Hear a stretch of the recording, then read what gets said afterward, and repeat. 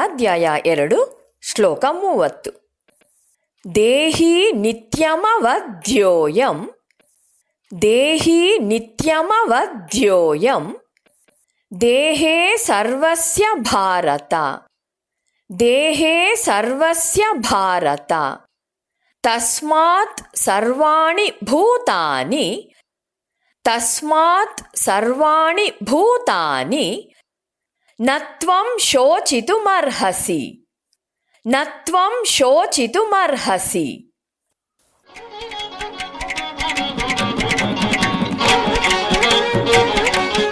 ಹೇಳಿಕೊಡುವುದನ್ನು ಅನುಸರಿಸಿ. ದೇಹಿ ನಿತ್ಯಮವಧ್ಯೋಯಂ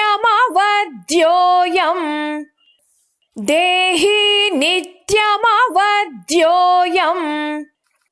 ದೇಹೇ ಸರ್ವಸ್ಯ ಭಾರತ ದೇಹೇ ಸರ್ವಸ್ಯ ಭಾರತ ತಸ್ಮಾತ್ ಸರ್ವಾಣಿ ಭೂತಾನಿ ತಸ್ಮಾತ್ ಸರ್ವಾಣಿ ಭೂತಾನಿ ನ ತ್ವಂ ಶೋಚಿತುಮರ್ಹಸಿ ನ ತ್ವಂ ಶೋಚಿತುಮರ್ಹಸಿ.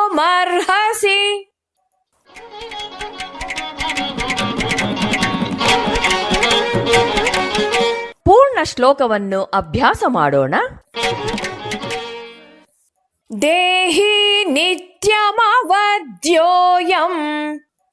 ದೇಹೇ ಸರ್ವಸ್ಯ ಭಾರತ ತಸ್ಮಾತ್ ಸರ್ವಾಣಿ ಭೂತಾನಿ ನ ತ್ವಂ ಶೋಚಿತುಮರ್ಹಸಿ.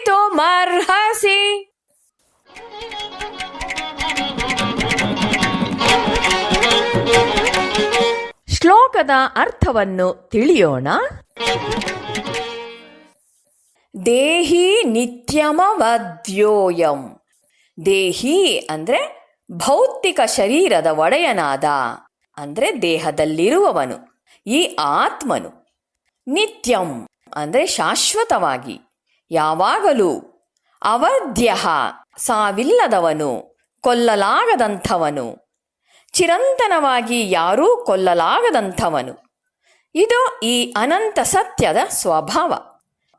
ದೇಹೇ ಸರ್ವಸ್ಯ ಭಾರತ ದೇಹೇ ಅಂದರೆ ಶರೀರದಲ್ಲಿ, ಸರ್ವಸ್ಯ ಅಂದರೆ ಪ್ರತಿಯೊಬ್ಬರ, ಭಾರತ ಭರತವಂಶಜನೇ ಅಂದರೆ ಅರ್ಜುನ.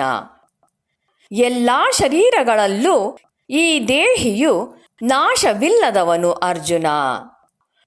ತಸ್ಮಾತ್ ಸರ್ವಾಣಿ ಭೂತಾನಿ ತಸ್ಮಾತ್ ಅಂದರೆ ಆದ್ದರಿಂದ, ಸರ್ವಾಣಿ ಸಕಲ ಎಲ್ಲ, ಭೂತಾನಿ ಜೀವಿಗಳಿಗೋಸ್ಕರ, ನತ್ವಂ ಶೋಚಿತುಮರ್ಹಸಿ ತ್ವಂ ಅಂದರೆ ನೀನು, ಶೋಚಿತುಂ ಶೋಕ ಪಡುವುದು, ನ ಅರ್ಹಸಿ ಯೋಗ್ಯವಲ್ಲ. ಆದ್ದರಿಂದ ನೀನು ಈ ಪ್ರಪಂಚದಲ್ಲಿರುವ ಯಾವುದೇ ಜೀವಿಗಾಗಿ ದುಃಖ ಪಡಬೇಕಾಗಿಲ್ಲ. ಎಲೈ ಅರ್ಜುನ, ಎಲ್ಲರ ದೇಹದಲ್ಲಿರುವ ಈ ಆತ್ಮನು ಎಂದಿಗೂ ನಾಶವಾಗುವುದಿಲ್ಲ. ಆದ ಕಾರಣ ನೀನು ಯಾವ ಜೀವಿಗಾಗಿಯೂ ದುಃಖಿಸುವ ಕಾರಣವಿಲ್ಲ. ಎಲ್ಲ ಜೀವಿಗಳ ಶರೀರದಲ್ಲಿರುವ ಆತ್ಮನು ನಿತ್ಯನು ಮತ್ತು ಅವಿನಾಶಿಯು. ನಿತ್ಯವಾದ ಆತ್ಮನನ್ನು ಹಲವು ವಿಧಗಳಲ್ಲಿ ವರ್ಣಿಸಿ ಶ್ರೀಕೃಷ್ಣ ಆತ್ಮಕ್ಕೆ ಸಾವಿಲ್ಲ ಮತ್ತು ದೇಹವು ತಾತ್ಕಾಲಿಕ ಅನ್ನೋದನ್ನು ತೋರಿಸ್ಕೊಡ್ತಾನೆ. ಅನಾತ್ಮವು ನಾಶವಾಗುವಂಥದ್ದು. ಆದ್ದರಿಂದ ಈ ದೊಡ್ಡ ಯುದ್ಧದಲ್ಲಿ ಶತ್ರುಗಳನ್ನು ಎದುರಿಸುವಾಗ ಅವರನ್ನು ಕೊಲ್ಲಬೇಕಾದರೂ ಸಹ ಶೋಕಿಸಬಾರದು ಅಂತ ಕೃಷ್ಣ ಅರ್ಜುನನಿಗೆ ಬೋಧಿಸ್ತಿದ್ದಾನೆ. ಕ್ಷತ್ರಿಯನಾದ ಅರ್ಜುನನು ತನ್ನ ತಾತ ಮತ್ತು ಗುರುಗಳು ಭೀಷ್ಮ ದ್ರೋಣರು ಸಾಯ್ತಾರೆ ಅನ್ನೋ ಭಯದಿಂದ ಕರ್ತವ್ಯಚ್ಯುತನಾಗಬಾರದು ಅಂತ ಪರಮಾತ್ಮ ಹೇಳ್ತಿದ್ದಾನೆ. ಈ ಭಾವವನ್ನ ಹೊರತರೋದಕ್ಕೋಸ್ಕರನೇ ಹಿಂದಿನ ಶ್ಲೋಕಗಳಲ್ಲಿ ಆತ್ಮನ ಸ್ವರೂಪ ಮತ್ತು ಅನಾತ್ಮಗಳ ಮಿತಿಯನ್ನ ಕೃಷ್ಣ ಹೇಳಿರೋದು. 11ನೇ ಶ್ಲೋಕದಿಂದ ಆರಂಭವಾದ ಆತ್ಮ ನಿರೂಪಣೆಯನ್ನ ಈ ಶ್ಲೋಕವು ಕೊನೆಗೊಳಿಸುತ್ತೆ.